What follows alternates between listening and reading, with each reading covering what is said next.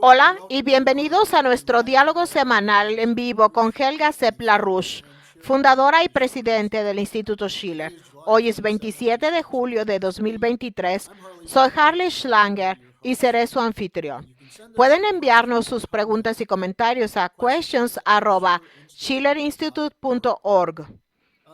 Helga, con la guerra de la OTAN que continúa en Ucrania y las acciones cada vez más provocativas que están llevando a cabo las Fuerzas Armadas de Ucrania bajo la supervisión directa de la OTAN, ha habido un impulso positivo para las manifestaciones del 6 de agosto convocadas por la Coalición Internacional por la Paz y Humanidad por la Paz. Dado que has desempeñado un papel crucial en la organización de estas manifestaciones, ¿podrías explicarnos por qué crees que es cada vez más urgente que la gente participe y se organice para estos actos? Creo que hay muchos analistas de alto nivel y personas con mucha experiencia política que están de acuerdo, no son la corriente dominante o no les dan cobertura a los medios principales, en que lo más aterrador de la situación es que nos acercamos cada vez más a una guerra nuclear y que los políticos parecen ser completamente ajenos, parecen no preocuparse por el peligro que corremos. La mayoría de la población es sonámbula. Ahora están más preocupados por las vacaciones, por irse de vacaciones. Pero la realidad es que cada vez estamos más cerca de la guerra, porque es evidente que la famosa contraofensiva ucraniana no está funcionando, como admiten incluso los principales medios de comunicación occidentales. Y recientemente se vislumbran en el horizonte nuevos acontecimientos que apuntan a una posible escalada de la guerra. Uno de ellos es que Putin, entre otros funcionarios rusos, informó de alguna manera de que hay indicios de que las tropas polacas se están acercando a la frontera de Ucrania y que existe la posibilidad de que en determinadas circunstancias las tropas polacas se trasladen al oeste de Ucrania. Y Putin hizo referencia a los precedentes históricos pertinentes en los que esto ya ha ocurrido de manera similar en el pasado. Por otra parte, un importante analista indio de alto nivel advirtió del peligro de que la OTAN controle cada vez más el Mar Negro, con el pretexto de los buques cerealeros y otras cosas por el estilo. Pero el Mar Negro se ha considerado históricamente como el patio trasero o territorio de Rusia y antes de eso de la Unión Soviética. Así que mientras Occidente dice que no, que la OTAN no se está desplazando hacia el este, que todo no es cierto, que todo es imaginación rusa, pero si nos fijamos, debemos notar las 6 expansiones de la OTAN hacia el este. De facto, la OTAN está en Ucrania ahora mismo por una serie de razones técnicas, cibernéticas y demás. Y si la OTAN ahora avanza también hacia el Mar Negro y tiene más control allí, es un cerco, dado el hecho de que la guerra de Ucrania, como siempre hemos subrayado, no es la verdadera razón por la que todo esto está sucediendo, sino el hecho de que el sistema occidental no puede aceptar que los países del sur global, incluida China enfáticamente, están emergiendo y están tratando de contener a Rusia y a China. Y en cierto sentido, la situación de Ucrania es el peón en el tablero de ajedrez para eso.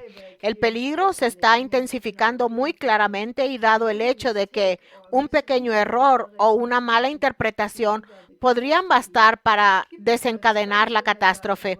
Las personas que han estudiado el asunto y que piensan con claridad están extremadamente preocupadas del peligro de la Tercera Guerra Mundial y el fin de la civilización humana.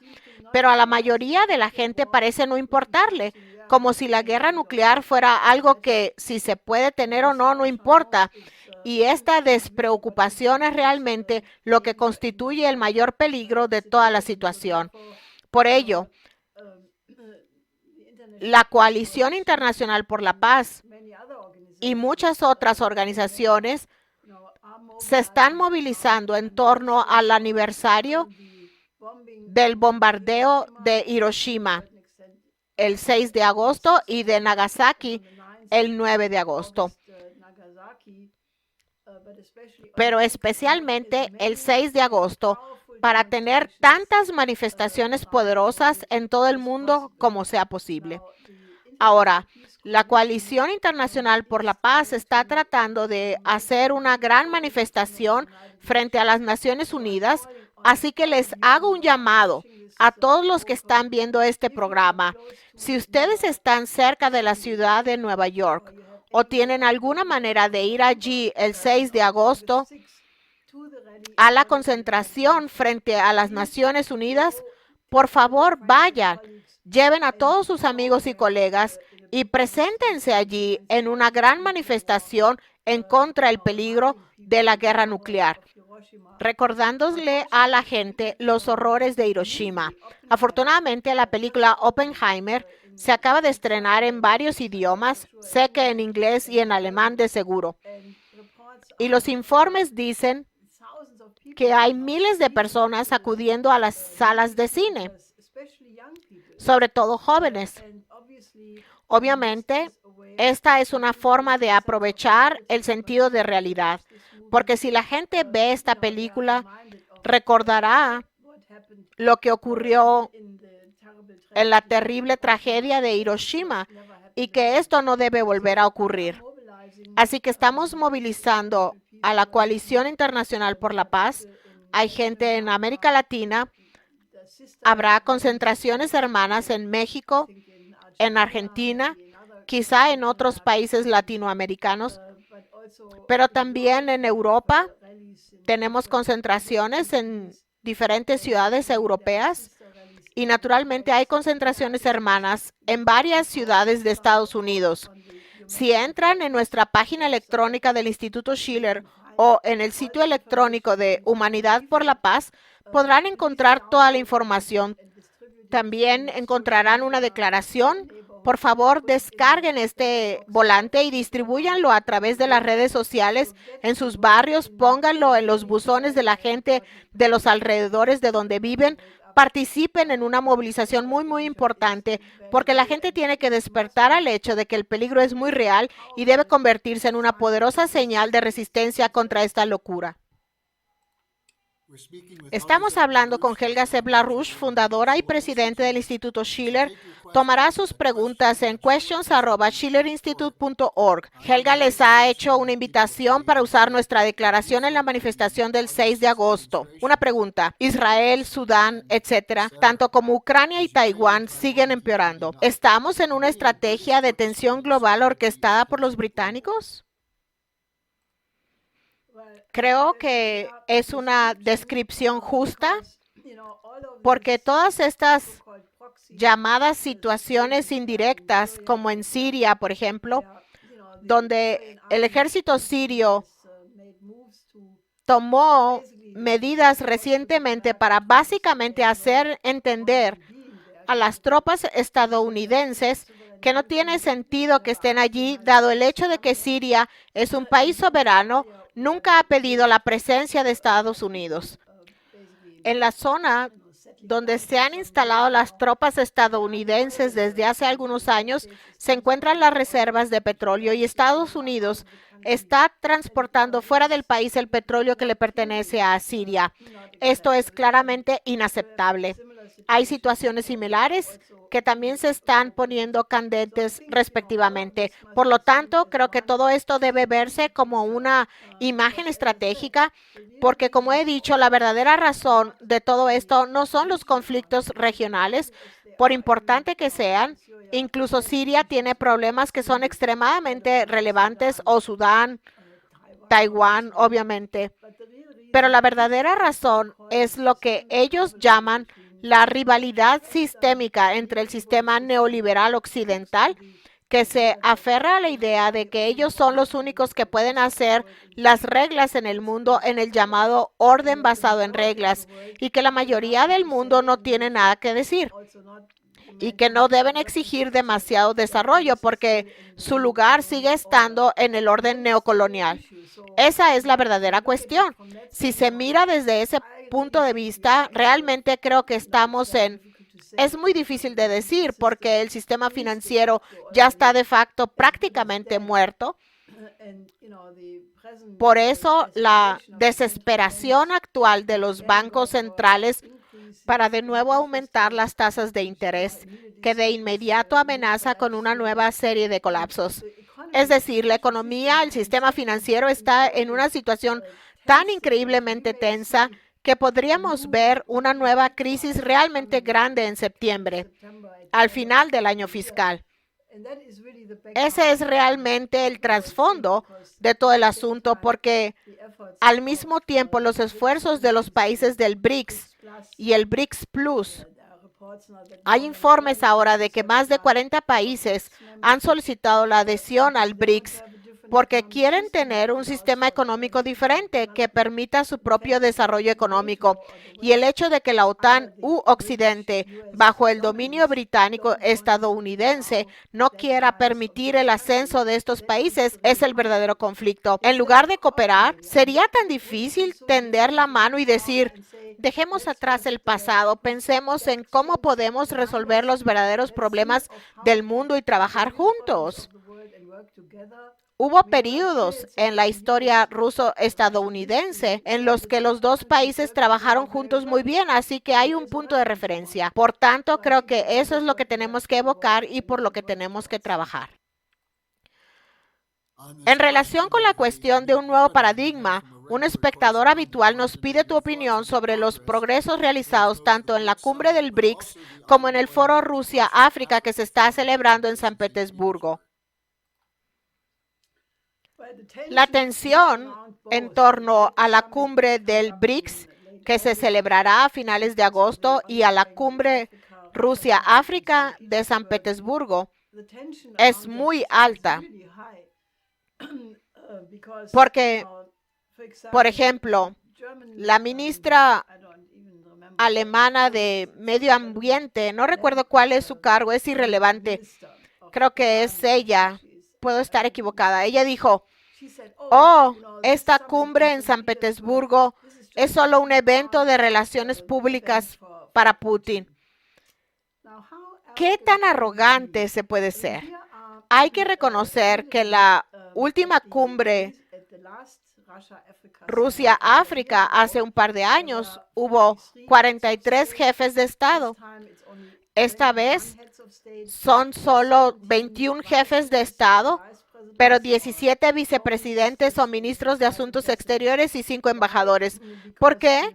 Porque Estados Unidos y los europeos han estado dando vueltas por África, presionando al máximo a estos países, amenazándoles, ofreciéndoles cosas, diciéndoles que no vayan, al menos no a nivel de jefes de Estado, a esta cumbre de San Petersburgo. Y dado que muchos países africanos no se encuentran precisamente en la situación, tienen problemas económicos, tienen dificultades, no todos están en condiciones de contrarrestar estas presiones. No obstante, se trata de un acontecimiento increíble. En primer lugar, deja muy claro que Putin no está aislado, porque, como sabemos, por muchas conversaciones con países africanos, consideran a Rusia como un amigo, consideran a China como un amigo. La relación de estos países africanos con Rusia y China es completamente distinta de la que tienen con los europeos o Estados Unidos.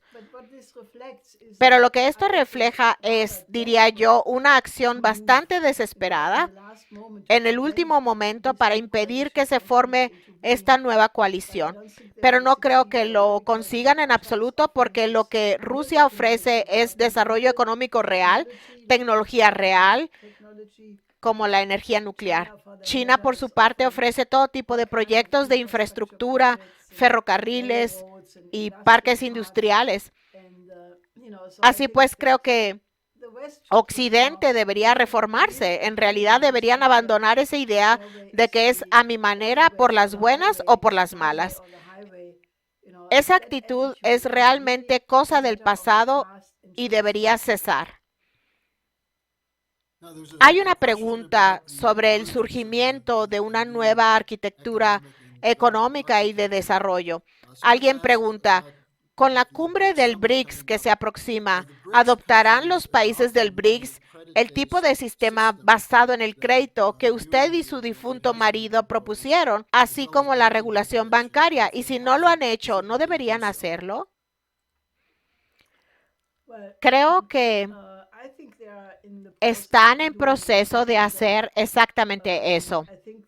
Creo que el hecho de que, por ejemplo, Dilma Rousseff, la nueva directora del nuevo Banco de Desarrollo y ex presidente de Brasil, participe en la reunión de San Petersburgo es muy importante. Y hay muchas señales y declaraciones de personas que están implicadas en la puesta en marcha de un nuevo sistema económico y una nueva moneda. Sin embargo, no es algo que se haga de la noche a la mañana. Hay que tener en cuenta muchos factores como los distintos niveles de desarrollo económico, los diferentes medios de producción, la solvencia de cada país en términos de capacidad productiva. Todo eso hay que calcularlo y analizarlo. Todo eso hay que ponerlo en un sistema muy claro y equilibrado. Creo que esto está en marcha y que puede ser el ancla de salvación para el sistema financiero occidental. Porque vamos a entrar en una enorme crisis financiera, de eso no hay duda. Pero lo que contará entonces son los activos físicos. Y aquellos países que hayan invertido en activos físicos, en infraestructura, en capacidad de producción, estarán mejor.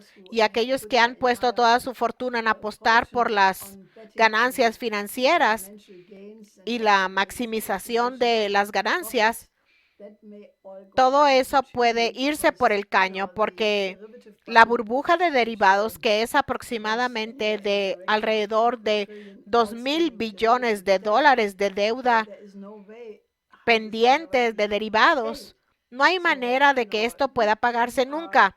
Así pues, nos dirigimos hacia una quiebra financiera y cuanto antes digan los países occidentales, reorganicemos este sistema en quiebra, introduzcamos Glass-Steagall y pongamos nuestras economías en orden, volvamos a la dirección de la inversión en economía física y entonces unámonos con los países del sur global. Esa sería la salida, pero requeriría que Occidente deje de pensar que son los mejores.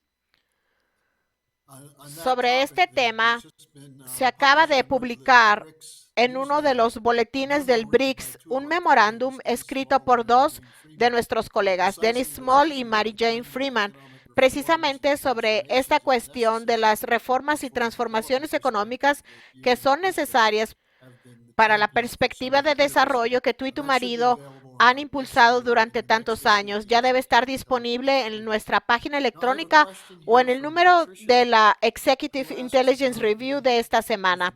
Ahora tengo aquí una pregunta de Patricia que pregunta sobre cómo, con el embargo de granos del Mar Negro, el fracaso en la renovación del acuerdo y otros tipos de problemas con el suministro de alimentos, ella dice, ¿puede hablar sobre las implicaciones a corto plazo de lo que está ocurriendo en términos de la situación mundial del hambre?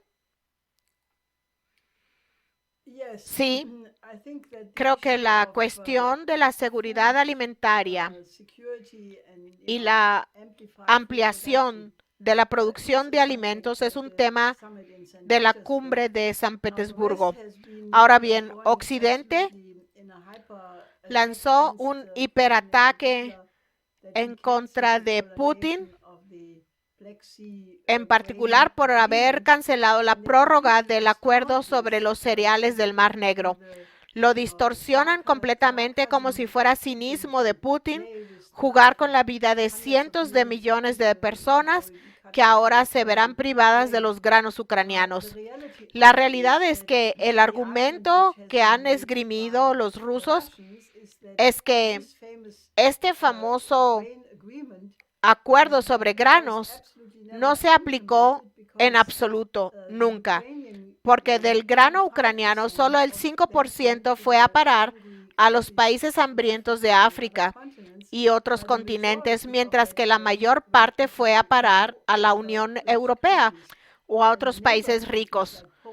Y los países vecinos como Polonia y República Checa querían bloquear la exportación de grano ucraniano, no porque no fuera a los países pobres, sino porque inundaría sus mercados y llevaría a la quiebra a sus agricultores.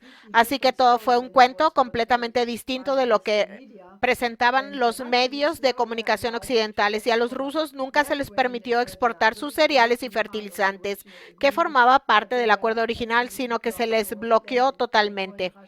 En ese momento, Rusia dijo que no tenía sentido continuar con el acuerdo, ya que no se estaba aplicando.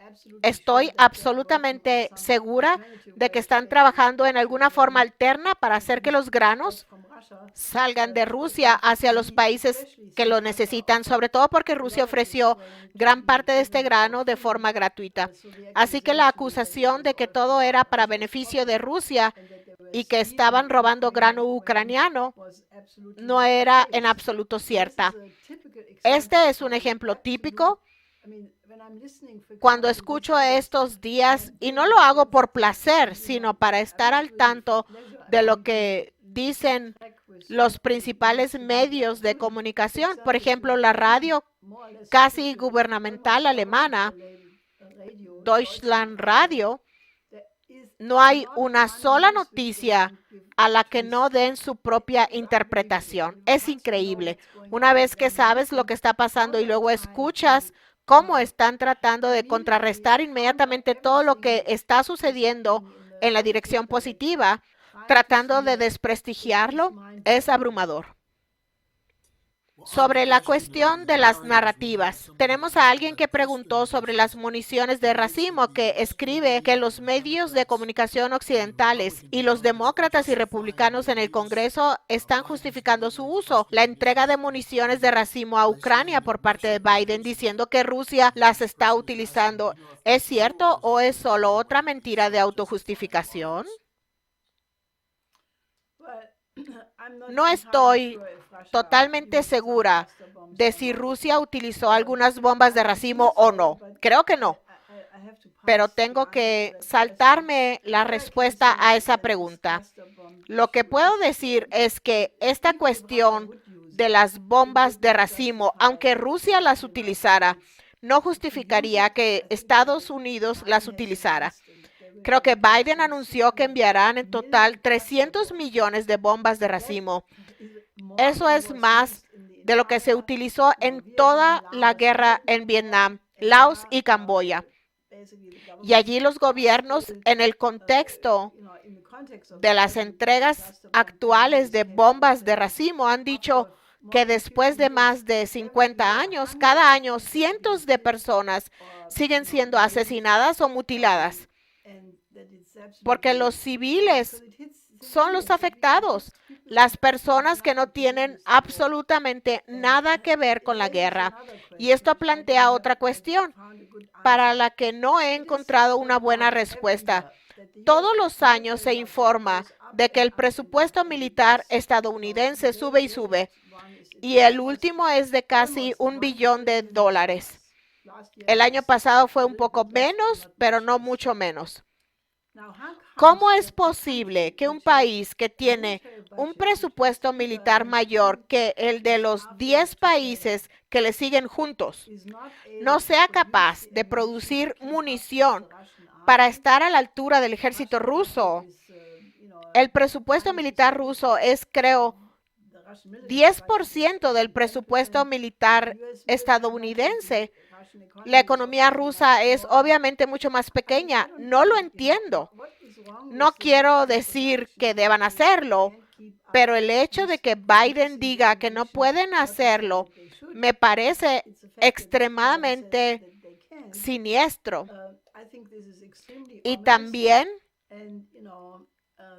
hay muchas advertencias de que muchas de las armas aparecen en los mercados internacionales ilegales de armas. Así que quién sabe lo que está pasando allí, pero sin duda es algo muy siniestro.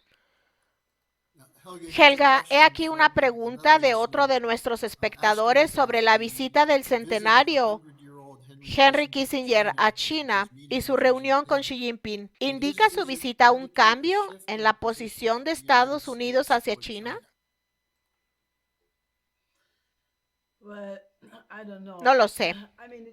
Es un hecho que el presidente Xi Jinping recibió a Kissinger obviamente con gran honor y elogió el hecho de que fue Kissinger quien en 1971 comenzó a preparar las relaciones diplomáticas con China y que China está agradecida por su papel. Ahora, creo que en este momento es bueno que lo haya hecho. ¿Confío en Kissinger? No, no lo hago porque Kissinger era en muchas áreas lo absolutamente contrario a mi difunto esposo Lyndon LaRouche. El hecho de que Kissinger fuera a China en el 71 no fue por pura humanidad. Básicamente fue para contrarrestar geopolíticamente a la Unión Soviética en ese momento o tratando de hacer tales maquinaciones. No estoy totalmente segura de cuál era la intención de Kissinger en este momento al ir a China, dado el hecho de que hay tanta gente que está tratando de que Rusia rompa con China o de que China rompa con Rusia. Así que hay que verlo con mucho cuidado. Si hay una facción dentro de Estados Unidos que está respaldando a Kissinger tratando de tantear el terreno, eso solo podría ser bienvenido. Pero Kissinger, muchas personas cuando se hacen muy mayores tienden a renunciar a los pecados que cometieron en años anteriores. Puede que ese sea el caso, no lo sé. Veamos.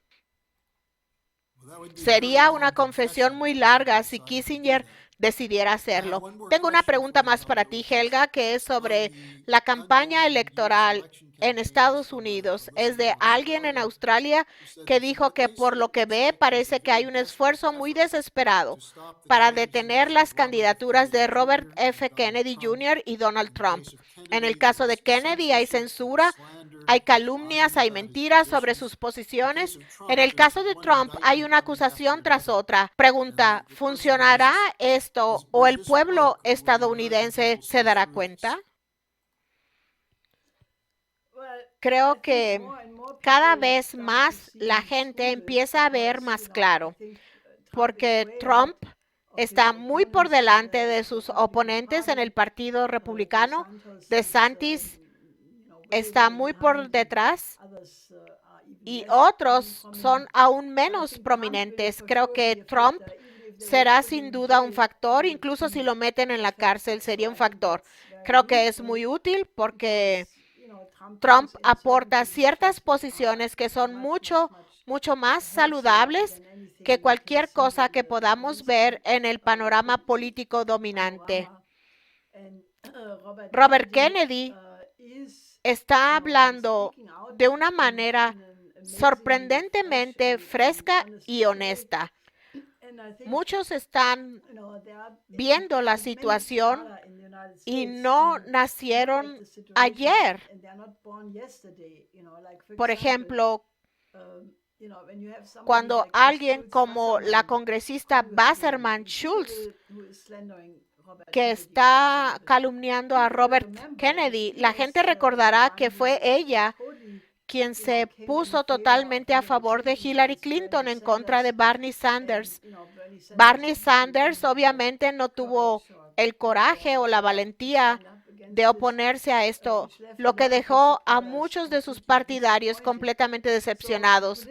Así pues, la escena política en Estados Unidos está claramente en caos.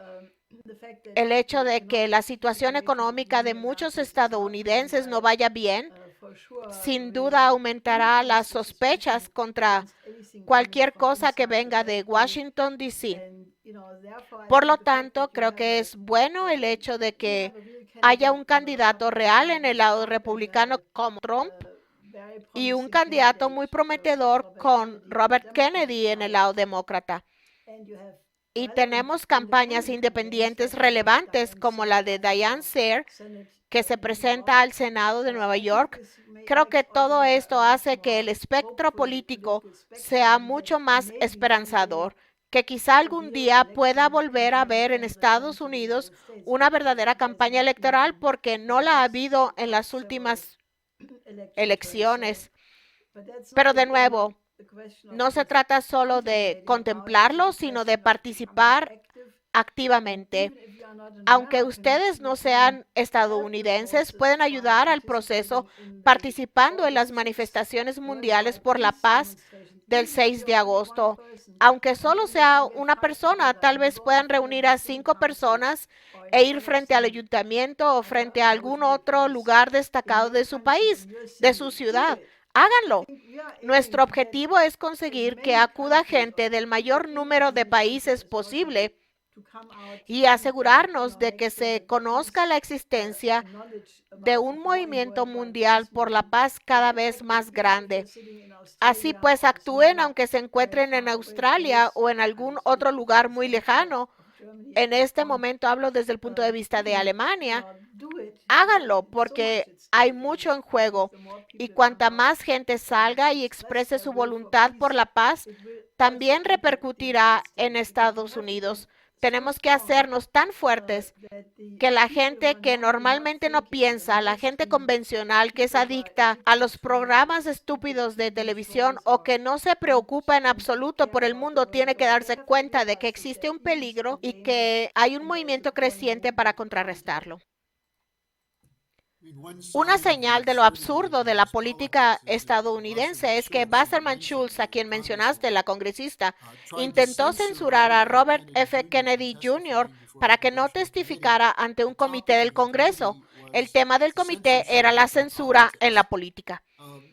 Una última pregunta que tengo de un miembro de la Coalición Internacional por la Paz que quiere saber cuál crees que es la manera de evitar que las armas nucleares lleguen a manos de organizaciones terroristas. Evidentemente, se trata de un gran peligro porque no solo están los arsenales nucleares de las 5 grandes potencias nucleares que forman parte del Consejo de Seguridad de las Naciones Unidas, sino también Pakistán e Israel. Siempre existe el peligro de que estas armas o tecnologías proliferen y lleguen a manos de terroristas. Ese es y será durante algún tiempo un peligro muy grande. La única forma de eliminar ese peligro es: no se puede detener el progreso científico, no se puede deshacer el hecho de que se descubriera el átomo, no se puede deshacer la energía nuclear ni las armas nucleares, pero lo que sí se puede hacer es movilizar la voluntad política, porque todo depende siempre de las personas que utilizan esas tecnologías. Mi finado esposo, Lyndon LaRouche, tuvo la idea absolutamente brillante de un nuevo paradigma entre las superpotencias.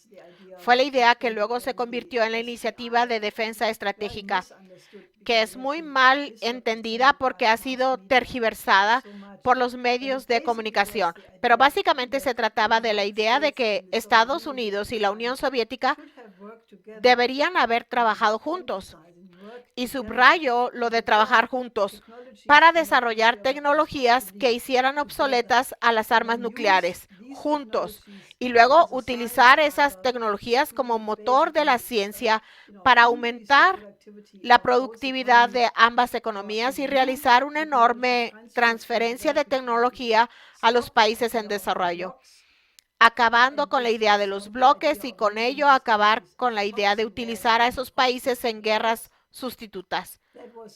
Todo eso estuvo sobre la mesa durante un año entero y el presidente Reagan lo convirtió en la política oficial de Estados Unidos el 23 de marzo de 1983. Ahora bien, ese programa nunca se llevó a cabo debido a la oposición en Estados Unidos, pero también en la Unión Soviética. Se bloqueó completamente, por lo que el programa realmente nunca se realizó, pero sería el camino a seguir. Del mismo modo, clasificar esto como secreto es realmente en cierto sentido estúpido, porque sería mucho mejor llegar a un enfoque de cooperación pacífica entre todos los científicos del mundo, trabajar para hacer a estas tecnologías obsoletas. Hay que dar a conocer todos los descubrimientos científicos a todo el mundo y así no impedir el progreso de cada país del planeta. Ahora bien, eso requiere la confianza, una confianza que en este momento ha desaparecido por completo. Pero la idea de que se puede evitar el riesgo o desacoplar y poner prohibiciones a los científicos de otros países que conocen sobre estas cosas es completamente ridícula. El hecho de que nunca haya funcionado en toda la evolución de la especie humana hasta nuestros días es la prueba de que no se puede meter en la cárcel a la ciencia y a la tecnología porque es la capacidad del hombre para descubrir nuevos principios físicos todo el tiempo. Y la pregunta es, ¿cómo podemos educar a los seres humanos a ser humanos? Para no utilizar los descubrimientos con fines destructivos, sino para utilizarlos en beneficio de la humanidad. Eso viene a colación de forma enfática con la cuestión de la imagen del hombre. Si se piensa que el hombre es bueno por naturaleza y que el pecado es solo el resultado de la falta de desarrollo, entonces creemos que se puede lograr lo que estoy diciendo. Y si pensamos que el hombre es una bestia y que el hombre es malo y debe ser contenido por un fuerte aparato policial, entonces naturalmente concluimos que estas ideas nunca pueden llevarse a cabo. Pero esa es realmente la batalla subyacente en la que estamos inmersos ahora mismo, porque se trata de problemas como qué hacer con las armas nucleares existentes y cómo evitar la proliferación. Son las cuestiones que solo pueden resolverse en un entorno de confianza y por eso he dicho con tanta insistencia que necesitamos una nueva arquitectura internacional de seguridad y desarrollo en la que se vuelvan a instaurar medidas de fomento de la confianza y que salgamos de la confrontación geopolítica completamente demencial y bestial que solo puede acabar en la destrucción de todos nosotros. Puede que no sea una respuesta completa a su pregunta, pero debería servirle para reflexionar.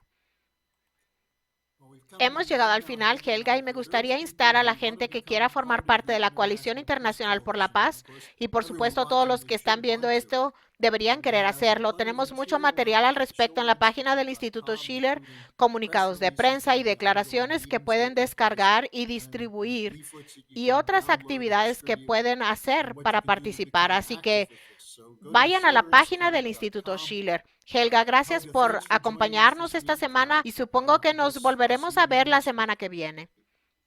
Sí, hasta la semana que viene.